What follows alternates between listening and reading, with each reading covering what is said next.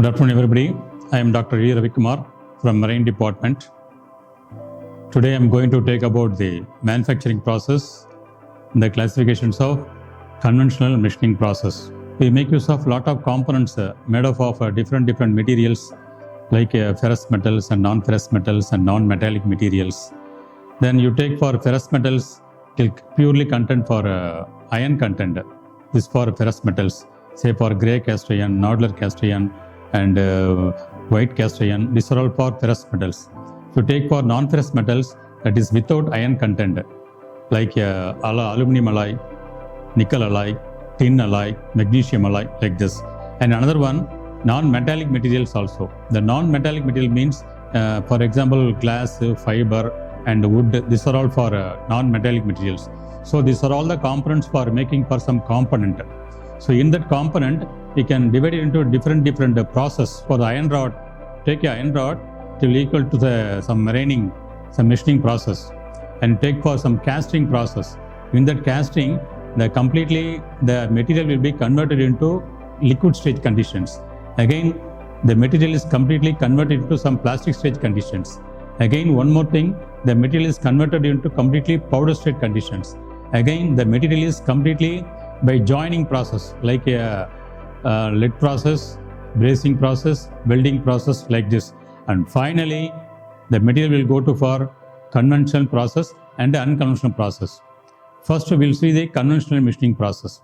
So in the conventional machining process, nothing but cutting tool and workpieces will be touching on the till end of the process. That is called for conventional machining process. In the conventional machining process, first we have to use for single point cutting tool materials. So in the single point cutting tool material means the compositions of single point cutting tool material like this 18-4-1. So 18% tungsten, 4% vanadium and 1% chromium. So this is the single point cutting tool compositions. Now we take these other nomenclature of cutting tools. Say for cutting tool nomenclature, top rake angle, side rake angle, end clearance angle and nose radius and back rake angle. These are all the for nomenclature of tools. So after this, first we will go to for a process of machinings. First process, turning operations. In turning operation, first we have to fix the workpieces in the lathe machines, and again we have to set the tool in lathe tools. So we have to machining start. So in that machining, first we have to touch the machining in the workpieces, then we have to take the machining for depth of cut 2 mm or 3 mm. So first turning operation, then step turning operation, then taper turning operation, chamfering operations, finally the thread cutting operations. In turning operation, the tool must be set in the center point of the tool. The tool axis and the job axis must be the same axis of the point. So when they are doing for turning operation, both are parallel. The workpieces rotate about the parallel to the lathe axis. When you're going for a facing operation, the tool is going to the perpendicular to lathe axis. So this is called for turning operation, facing operation. So turning operation will be reduce the diameter of the job.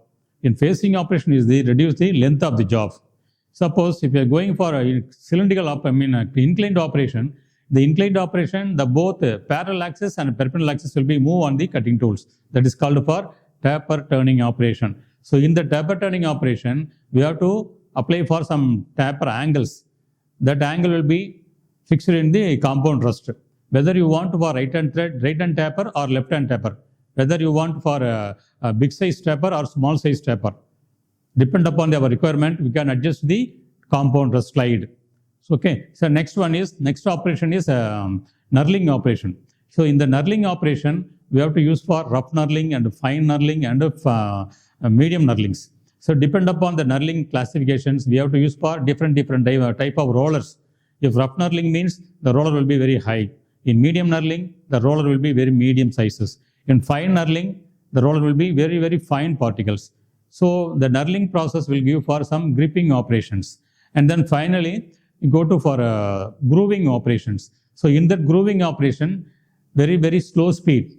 The chuck speed will be reduced to very slow speed conditions. We have to use the tool for same cutting tool operation, single point cutting tool. The tool width will be maximum 3 mm. Maximum 3 mm, all the tools must be inserted, set in the central axis point. Okay, so next one we go to for threading operations. In threading operation, we have to use for only metric threads in the Indian standard. So in this condition, the material will be rounded up to 20 mm diameters and then fix the lathe machine. Again, set the tool in the center positions. First, we have to sort the pitch. Pitch is nothing but the distance between the two consecutive threads. That is called for pitch.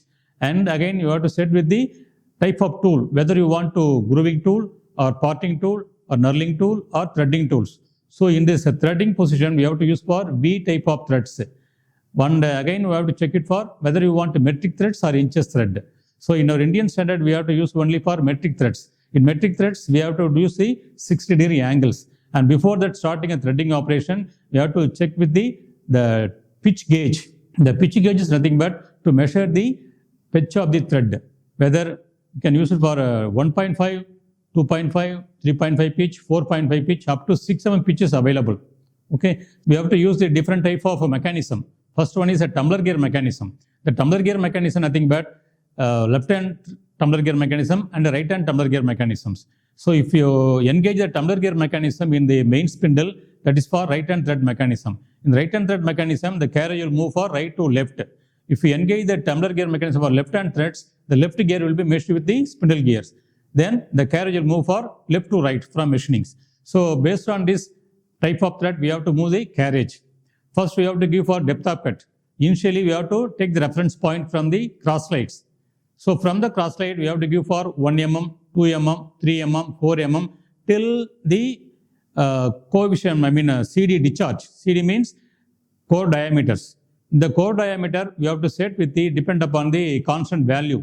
If you take for metric threads, core diameter will be 0.69.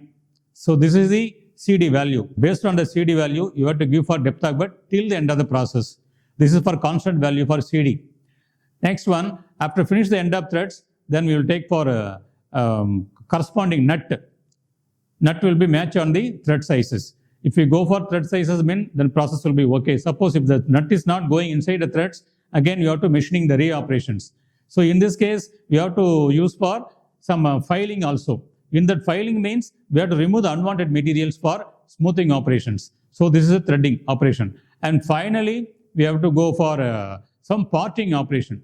Parting or splitting operation. Parting operation means you have to split the component.